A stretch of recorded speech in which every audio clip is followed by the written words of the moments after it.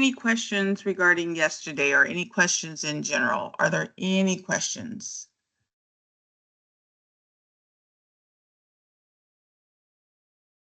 Well, all right, let's get into it. We have a big day today. So today we are in chapter 1. Can everyone see my screen? And I'm actually sharing it in a different mode. So when I switch over to the presentation mode, I won't be able to see you guys.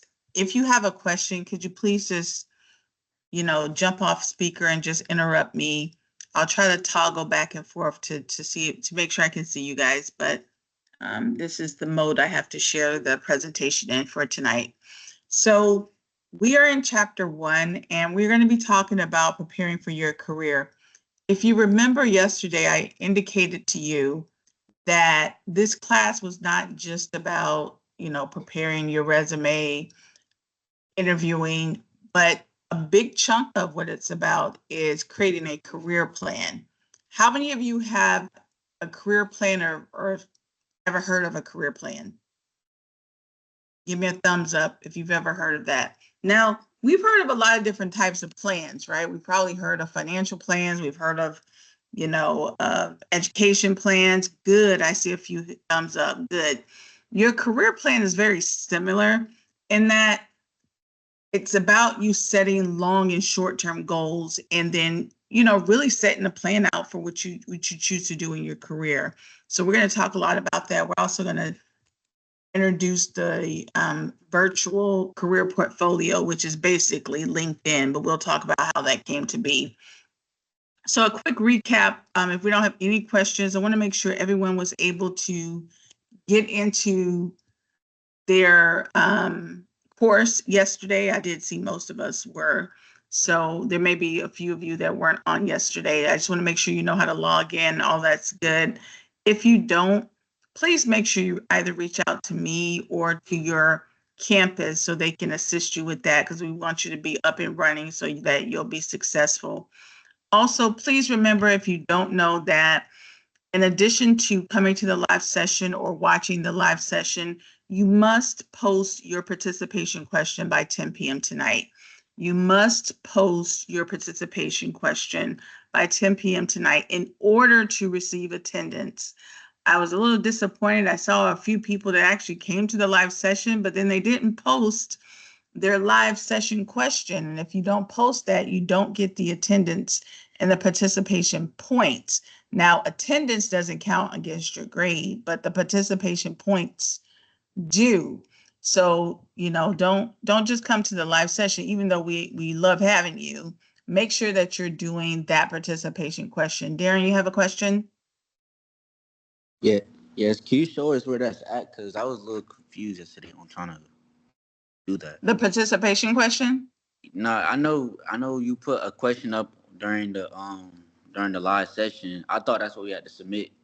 I didn't know we had to post a question to earn participation. No, that is what you have to submit. So you're correct. So the question that I gave you is you just have to submit the answer where it says, where it says live participation assignment. You just click on it and submit the answer. That's what I'm referencing. Yeah. Okay. Yeah, a few people, I don't know if they just forgot to do it or they got busy. That's why I tell everybody to do it. Do it as soon as you get off. That way, because if you get off and then you start running around doing stuff and you forget, and then it's like, oh, shoot, I forgot to do it. Yeah, go ahead, Christian. So, yesterday I had to post the question 2 times, and I don't know if you received my answer or not, because I think that's the system that is, but it didn't work very good yesterday, or I don't know, but I had to post it 2 times. I can check for you after. I can't. I think I got it. I don't remember. You weren't marked absent, were you? No, Sorry. I wasn't. Okay. Sorry, Christian. I have like 40, 50 students. I don't remember them all, but okay. No, you're good. You're good. Okay, good. Okay. I felt bad not remembering. Okay. All right. So yes, sorry about that. I'm not sure, the system is cloud-based. That means that it is running off an independent server. So that may have something to do with it. This school isn't the only school that uses Microsoft Teams, as we all know, but that shouldn't have been the reason, but I'm glad you were able to make it work. If you're ever having troubles, you can always reach out to me. I put my cell number in the announcements, but just so you can have it again, it's 689-224-5790. That's 689-224-5790. Like you're not bothering me. I'd rather know what's going on than not know. Now, like I said before, don't send me no long dissertation. Just pick up the phone and call me, make it quick. If it's I'm not gonna read no dissertations. I know some people love to text. You can text me if it's quick, but if you need to speak, about something, just give me a quick call. All right.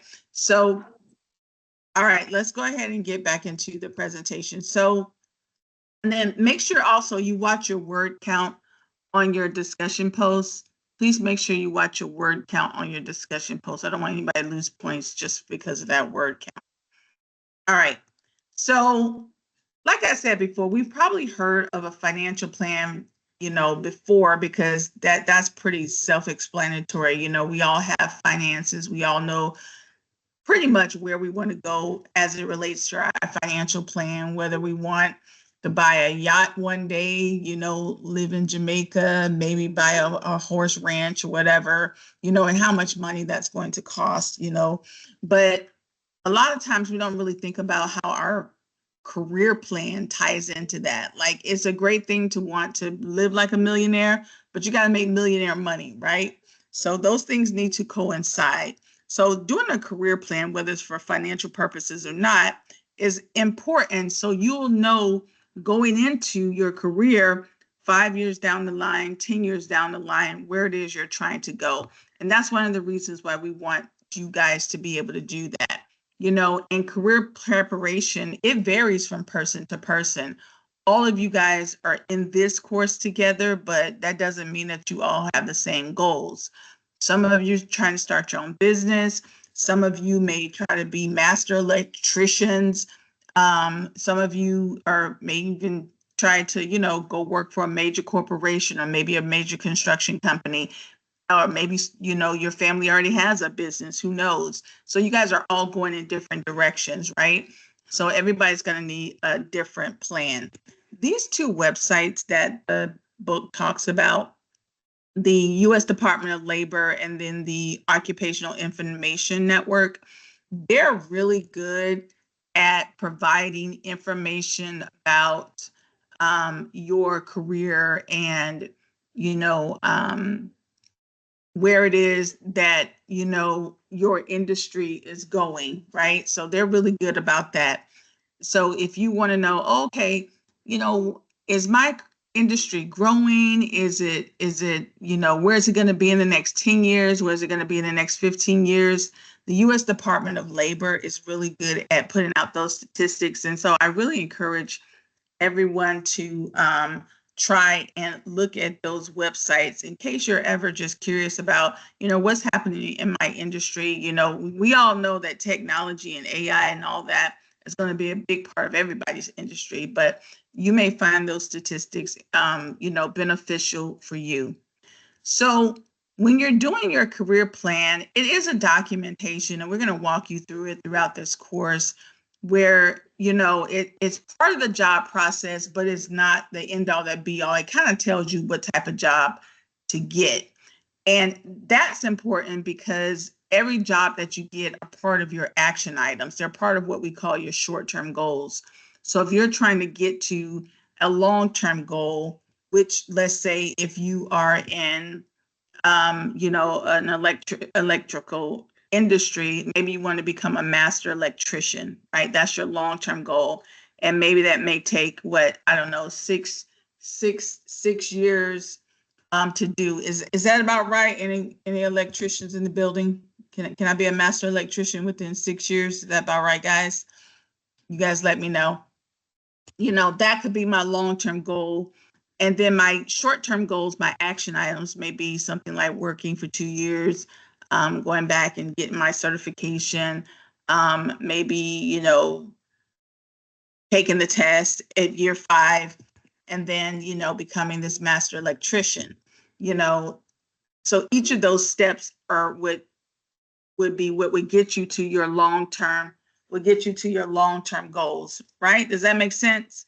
Now, some of us are like, yeah, I kind of know what I want to do, but I'm not really sure what I want to do.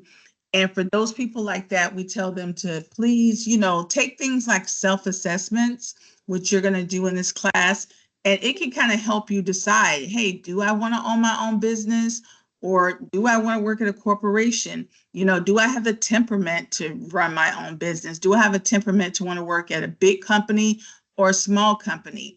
Those are all important questions to answer, because when you get into your career, you really don't want to fumble around, trying to figure it out, on the fly. I mean, some of it is going to happen that way, but the more you can prepare, the better. Like, I know for me, I definitely am not a work at a small company type person. I don't like doing 5 different jobs.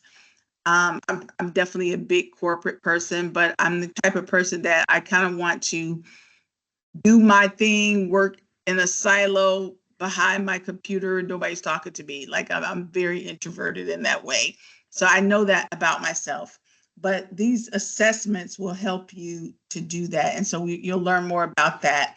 So we talked about setting these long-term goals, and then these intermittent short-term goals that's going to help you get to that long-term goal, right? And we also talked about the self-assessment, which basically what it does is it gives you an insight to what your natural aptitude is, your natural ability, your personality, your values. You kind of already have an idea what that is, right? So when it comes to your aptitude, you may have even been, told in your life, hey, you know what, you really have a high aptitude for this, or you have a high aptitude for that. Or maybe you've always known that you have this natural ability to do certain things, right? Like me, I have a natural ability, it's an uncanny thing of absorbing a lot of information. Like, I can't just read one book at a time. I have to read multiple things at one time. I don't know what it is. In order for me to even be interested in something, I have to absorb a lot of information. I just have a natural aptitude for that. And then I have the ability to just spit it back out in a way that makes people understand it. I guess that's what makes a good educator, right? But I've always had a natural ability to do that, even as a small child.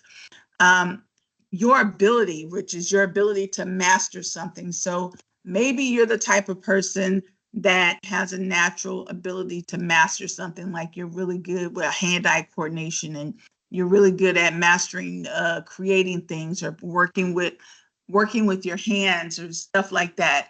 That may be something you have a natural ability to do, right? Maybe you've again gotten complimented on something like that. Maybe that has been, your way of knowing what's a natural ability for you. Now, your personality, we all have our personalities. If you don't know anything else, you probably know what your personality is, right? They do have tests like the Myers-Briggs test that talks a lot about, taking an assessment. We're not going to do it in this class, what your personality is. And that could be helpful because, like I said before, I know I'm the type of person that likes to work independently.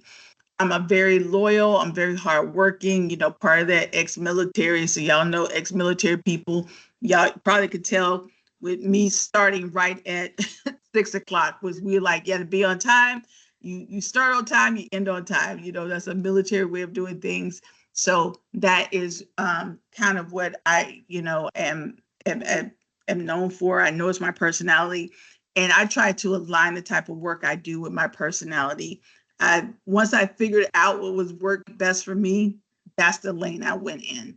And then obviously your value system has a lot to do with it too. Like, I'm a country girl, proud of it, Christian country girl. And so me being that, it's going to keep me from doing certain types of things. It's very important for me to have my values in alignment with the work I do and the decisions that I make. So all those things are going to factor into your career planning, hopefully. And it's something that you definitely want to think about. Does that make sense, guys? What I'm saying, you just give me a quick thumbs up if that makes sense, because you pay a lot of money. Let's face it, you're paying a lot of money for your education. We're raising families, mortgages, and y'all know what time it is with this current political climate. We just don't have time to make mistakes. Is that not correct? So you don't have time to go work for a company only to find out that they were secretly going to sell the company, or they were going to close down the plant in a year. Y'all see what just happened with who was it? Was it General Electric? Was that the company that just closed down the entire plant? That is, who has time for that, right? So you want to be as careful as possible with planning your career and not be, I hate to say it, a slave to a corporation, and put you and your family's lives at peril. Like that to me is just a horrible scenario. And so when I do my career plan, and I've been career planning for 40 years almost, I always do a career plan. I do a contingency plan. I do a backup plan to the backup plan, just to make sure I stay ahead of what's happening in society. Because what I cannot do is not be able to afford to feed my child. I know I can get an amen on that, because you just can't afford to do that, right? So it's so important for you to have this career plan. If this company doesn't work, stay at this company for a certain amount of time, then go to the next company, because you may have in your career plan that you want to work for 3 years, and then you want to get promoted or get into a supervisory job because your goal is to own your own business. Are you just going to stay at a company 5 years, 6 years down the road waiting for them to promote you? No. If you have a career plan, you're probably going to say, okay, I'm here for 3 years. There's no upward mobility. It's hard to make those decisions. I know a lot of people are like, it's hard to leave a good job, but when you have a plan, it's easier to leave that good job. I'll be the first to tell you, a lot of people tease me. They say Cynthia is a show me the money girl. If my boss didn't know anything about me, they knew it was show me the money. When it's time for me to go because I need to make more money, I'm leaving. I'm going to take that risk, because if I don't, then I'm never going to get to where I'm trying to go. So you want to be brave enough to do that, and to not just, especially when it's your career. Now, if it's just a job, that's one thing, but if it's your career, you have to make sure that you are in the driver's seat, right? If you've ever noticed, when you look for a job, you'll notice that job is asking for two things, right? What is it asking for? It's asking for your technical skills and your soft skills. Why is that? Because even the company itself, yes, they want you to be, technical and knowledgeable in what you're doing, but they also want you to have some type of other skill sets like teamwork, ability to communicate, customer service, whatever it is. It kind of depends on what that job is, right? So even in that, when you're looking for that job, which could be your first short-term goal, you want to pay attention to what they're looking for, because you know what you bring to the table, and you want to see what they're looking for to make sure it's in alignment. If I was I could never be a veterinary assistant. I'm tell you right now, because I couldn't, watch the poor little pet, have to put him under, and then have to tell the pet owner that, the bill is $1,000, and, watch all that drama unfold. Like, I could do it. I already know I could do it. I don't have the temperament for it. But it's important that you know that if I were in the veterinary field and I just loved animals and things of that nature, I know that would not be the type of environment I would be in. I couldn't work in the emergency room or anything like that. Like, put me on a farm with the horses, and, I'm just, caring for their day-to-day routine. That's the type of VA I could be. I couldn't be the rescue VA, because sometimes when you work at these pet, clinics, they have, services where they may go out and get the animals, and, seeing the animals in certain situations would break my heart. So I already know that I don't have the temperament for that. But if you know you have temperament for that type of stuff, then that's something that you want to, to do, but that's important. So when you're looking for a job, You want to make sure that you're paying attention to both those hard and soft skills, which is the reason why you really want to be able to know yourself. Of course, I said all companies are going to have some type of technical skills that are going to be needed. Every institution, I mean, and you guys can tell me, is there any industry that's not affected by technology? I know welding is, I know electrical is, right? VA probably is too. Technology is the wave of the future, and it's not going anywhere, anytime soon, right? You know, there's so much involved in our day-to-day jobs, and you know, whether they're trying to automate it or make it more efficient, whatever the case may be. But technology is going to be important, even if it's not the day-to-day technical skill stuff, the administrative stuff, right? Your company's going to expect you to know basic computer stuff. Like, you're not just going to be doing your technical stuff 24 hours a day.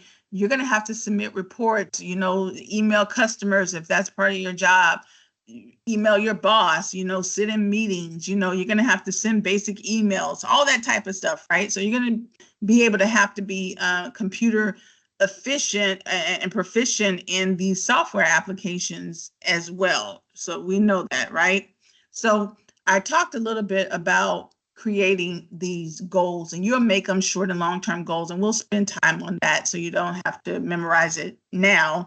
But one of the things that you want to do when you create, you're going to create 2 long-term goals, and then you're going to create these short-term goals. But when you create the long-term goals, you want to make sure that they are SMART. What we mean by SMART is you want to make sure that they're specific, they're measurable, they're attainable, they're realistic and timely. So let's go back to the example I gave. What did I say about being a master electrician?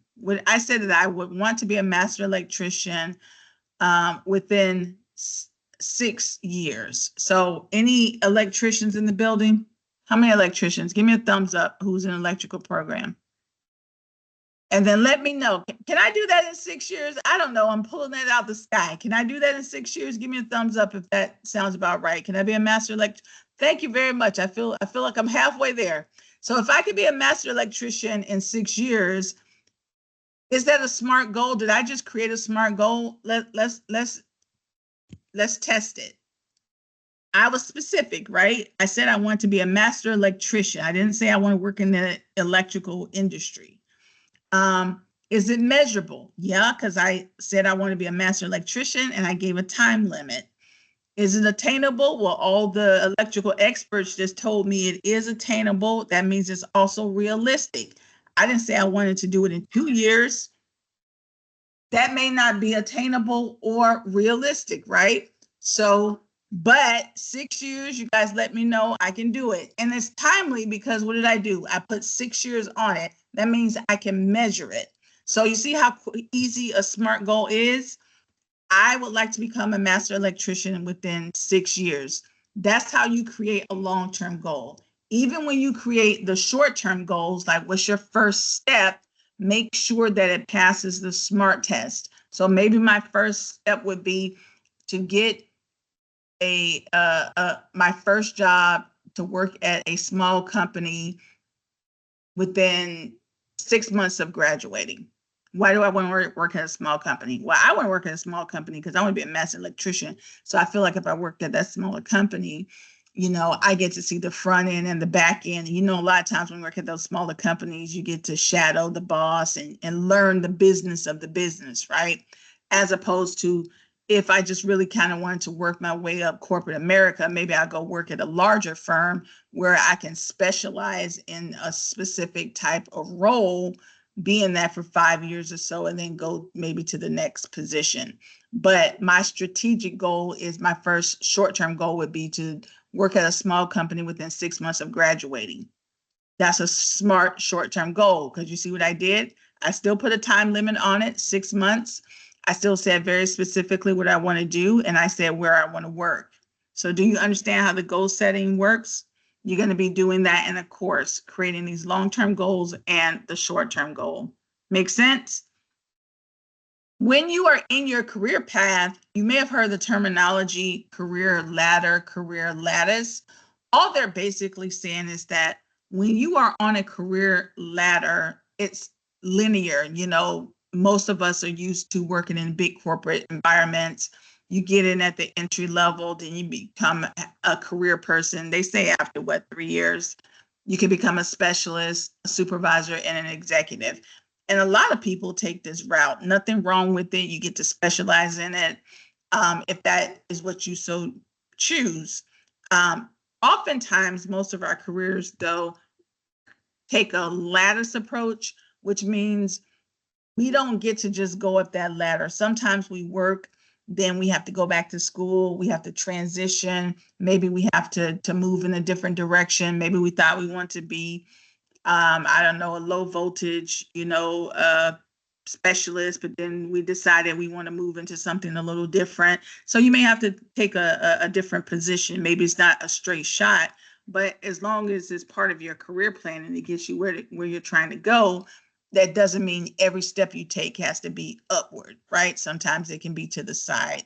So that's the difference between a career ladder and a career lattice. So make sure you know that, because that is definitely a testable item. Like I said before, a career portfolio is pretty standard nowadays. Now, back in my day, you would have to carry your portfolio around. I don't know how many of you are old enough to remember that. Give me a thumbs up if you remember this idea of a career portfolios. We would actually go to Home Office Depot and buy these portfolios. Thank you so much. Thank you for not leaving me out there. Thank you so much. I know it wasn't just me. Thank you so much for everybody telling the truth. Go ahead. Ain't nothing wrong with being Generation X or Generation Next. We would actually buy these portfolios and we would carry them around, right? Your little leather portfolios. But guess what? Nowadays, you don't have to do that kind of stuff, because that's what LinkedIn is for. So LinkedIn is basically a career portfolio. It's a digital portfolio. What does LinkedIn allow you to do? It allows you to say everything about yourself, from your resume, your education. If you get certifications, people get to see who you're connected to. You can build your network. You can take classes. You can do everything on there. And if someone wanted to know, how great of a career person you are, they can just go to your page. Don't we feel special? Get to go to your page and they can see what you're all about. So you don't have to carry your portfolio around anymore. But that is why you're also going to do your career, your LinkedIn page here in this course, because we want to make sure you guys are not just having that portfolio, but starting to network. And we're going to talk about networking in the upcoming weeks, and you'll understand more about how important that is. At the end of the day, all of us have career personas. Now, what your career persona is going to be up to you. It's going to be part of your entire career plan. I'll tell you right now, and I think it made sense for me. My persona has always been the subject matter expert. I'm a consultant now. I work as a subject matter expert. How did I fall into that? Well, I started out by telling you guys I love to read, I love to learn. So by default, if you're a bookworm, the best place for me to go when I was young was the library. Don't laugh at me. I'm telling you, I'm sharing some personal stuff here. Yes, the best place for me to go was the library. I don't know why I got excited about going. I just thought, look at all this free information. To me, it was like money. Because I always felt like knowledge was power. Even as a young kid, I knew that. And it made me fall into my career, actually, because when you know a lot, people lean on you, right? It helped me with my teaching career. It helped me with my corporate career, and now it's helping me in my consulting career. I've been a subject matter expert for Deloitte, the federal government, U.S. Department of Commerce. I probably shouldn't say that too loud. Yeah, I got frozen out too. Yeah, I got frozen out, but that's all right. We're gonna be back up and running. I'm confident. I'm gonna be back in the game soon. They froze me out, y'all, but that's all right. That's why you keep more than one job. You see, I had plan B and plan C, because I don't let nobody mess with my money. I don't, show me the money or I'm at the door. All right. So, but your persona is something you want to think about. So, I'm known as a subject matter expert. I have people calling me 20 years that they met me ago. I have students that I taught in Africa still reaching out to me on LinkedIn, and, it's very humbling to me, to be honest with you, because I still can't believe people actually want my advice, because I actually don't even think I'm that smart, but I guess that's the humble part of being smart is you don't think you're smart. That makes you learn all the time, right? So I guess that kind of works in that way. But you want to think about, what is your career persona going to be, and what is that going to look like? Because you're going to have to promote that, and we'll talk more about that when we talk about social media. All right. Any questions? I know I kind of ran through that, but y'all know how it is. It's nighttime and we have to eat and feed kids and all that good stuff. Any questions on that? All right, make sure you're paying attention to your assignments. Here is your participation question for tonight. Here's your participation question for tonight.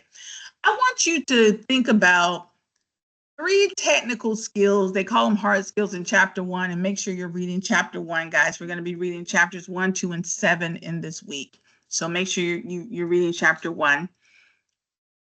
I want you to think about what are your today, what are your top 3 technical skills that you think are unique to your career?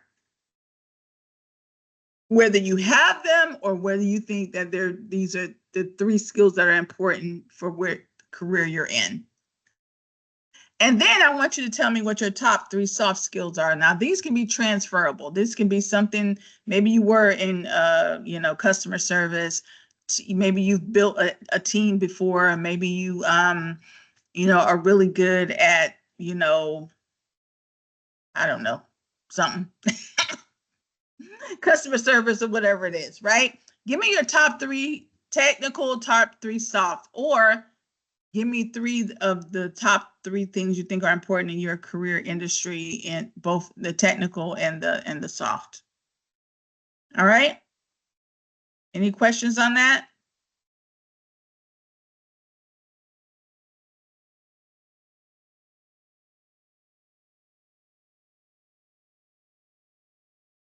No? We good to go? All right, my friends, please, when you hang up this phone, go turn this in quickly, quickly, quickly. I need 100% attendance. Don't come here. Listen, I know y'all come here for the jokes and the stand-up show I perform, because that's all you're gonna get if you don't turn this question in. It's just gonna be a wasted time at this at the Laugh Factory of Taylor, and I know you didn't pay for that. So please make sure you do these questions so you can get your attendance participation points. Remember, it's 25% of your grade. You don't have any questions for me, I'm going to go ahead and stop the recording, and I'll still stand back for questions. Darren, I see your hand. Go ahead.